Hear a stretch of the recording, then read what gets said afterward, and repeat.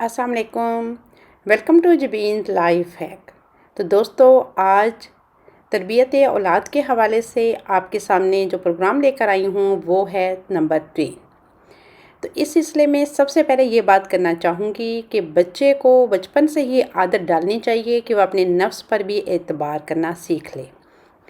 मिसाल के तौर पर अगर चीज़ सामने पड़ी है और उसे कहा जाए कि अभी नहीं मिलेगी और फ़लाँ वक्त मिलेगी, तो ये नहीं कि छुपा दी जाए चीज़ को, क्योंकि इस नमूने को देखकर वो भी इसी तरह करेगा और इसमें चोरी की आदत पैदा हो सकती है। माँ बाप को चाहिए कि इसार से काम लें। मसलन अगर बच्चा बीमार है और कोई चीज़ उसने नहीं खानी या वो मना की गई है, तो वो चीज़ घर में ना लाएं और ख़ुद भी ना खाएं। इससे बच्चे में भी ईसार की सिफ़त पैदा हो सकती है। बच्चों को रात के वक्त डरावनी कहानियाँ बिल्कुल नहीं सुनानी चाहिए। इससे उनमें बुज़दिली पैदा हो जाती है और ऐसे इंसान बड़े होकर बहादुरी के काम नहीं कर सकते। अगर बच्चे में बुज़दिली पैदा हो जाए तो उसे बहादुरी की कहानियाँ सुनाई जाए और बहादुर लड़कों के साथ यानी बहादुर बच्चों के साथ खेलने दिया जाए। इसके साथ साथ ये देखना बहुत ज़रूरी है कि बच्चों के दोस्त कैसे हैं, उन पे नज़र रखनी चाहिए। और अगर कोई ऐसी दोस्ती या ऐसी कंपनी में बच्चा जा रहा है तो उसे बहुत अच्छे तरीके से, अच्छे अंदाज में, बड़े अखलाक से, बड़े प्यार से उसकी अच्छाइयाँ और बुराइयाँ समझा देनी चाहिए। इससे ये होगा कि वो दोनों एक दूसरे से तावन पैदा करेंगे और ख़ुद माँ बाप से बच्चा ये कहेगा कि फ़लाँ बच्चों से हमने दोस्ती करनी है और फ़लाँ बच्चों के अखलाक ऐसे हैं। इसके साथ साथ ये समझना बहुत ज़रूरी है, वो भी वालिदैन के लिए, कि बच्चे की उम्र के मुताबिक बाज़िम्मेदारी के काम दिए जाएं ताकि उसमें एहसास ज़िम्मेदारी हो। जैसे एक मशहूर कहानी है कि एक बाप के 2 बेटे थे। उसने दोनों को बुलाकर उसमें से एक को सेब दिया और कहा, बांट कर खाओ। जब वो सेब लेकर चलने लगा तो बाप ने कहा, जानते हो किस तरह बांटना है? उसने कहा, नहीं। तो बाप ने समझाया कि जो बांटे वो थोड़ा ले और दूसरे को ज़्यादा दे। ये सुनकर लड़के ने कहा, फिर दूसरों को दें कि वो बांटे। इससे मालूम होता है कि इस लड़के में पहले से ही ऐसी आदत पड़ चुकी थी कि वो साथ ही ये मालूम होता है कि वो इस अमर को समझता था कि अगर ज़िम्मेदारी मुझ पर पड़ी तो मुझे दूसरे को अपने पर मुकद्दम करना पड़ेगा। इस आदत के लिए बाज़ खेलें बहुत मुफीद हैं, जैसे फ़ुटबॉल वगैरह।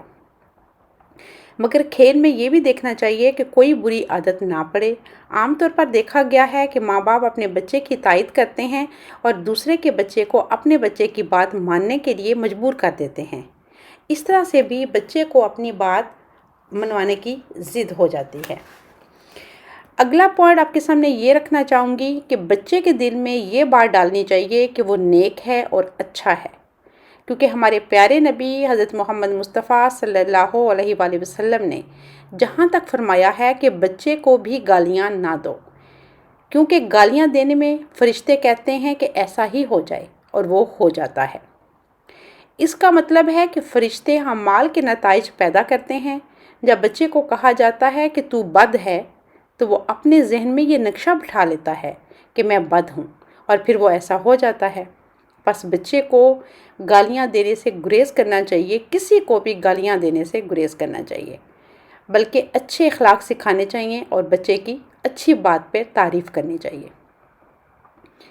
बच्चे में ज़िद की आदत नहीं पैदा होने देनी चाहिए। अगर बच्चा किसी बात पर ज़िद करे तो उसका इलाज ये है कि किसी और काम में उसे लगा दिया जाए और ज़िद की वजह मालूम करके उसे दूर किया जाए। इसके साथ साथ ये है कि बच्चे से बहुत अदब के साथ, एहतराम के साथ बात करनी चाहिए, क्योंकि बच्चा नकाल होता है। अगर हम उसे तुम कहकर या तू कहकर मुखातब करेंगे तो वो भी बड़ों को भी तू और तुम ही कहेगा।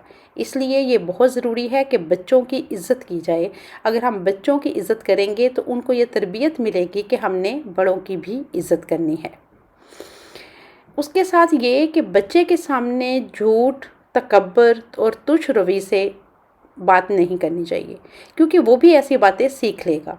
عام طور پر دو بڑے لوگ جب آپس میں کسی بات پہ لڑائی کر رہے ہوتے ہیں یا بحث کر رہے ہوتے ہیں اور بچہ دیکھ رہا ہوتا ہے، وہ غور کر رہا ہوتا ہے اور سہم جاتا ہے، تو یہ تمام باتیں لاشعوری طور پر بچے کے معصوم ذہن میں جاگزیں ہوتی ہیں، اور بڑے ہونے کے ساتھ ساتھ وہ بھی اس پر عمل کرنا شروع کر دیتا ہے، کیونکہ اس کے ذہن میں ایک بڑے اپنے پیرنٹس کا، بڑے والدین کا جو ہے ایک عکس ہوتا ہے، اور انہیں یہ محسوس ہوتا ہے کہ اگر بڑے اس طریق پر بات کر سکتے ہیں تو میں بھی کر سکتا ہوں۔ اس کے بعد یہ کہ بچے کو ہر قسم کے نشے سے بچایا جائے۔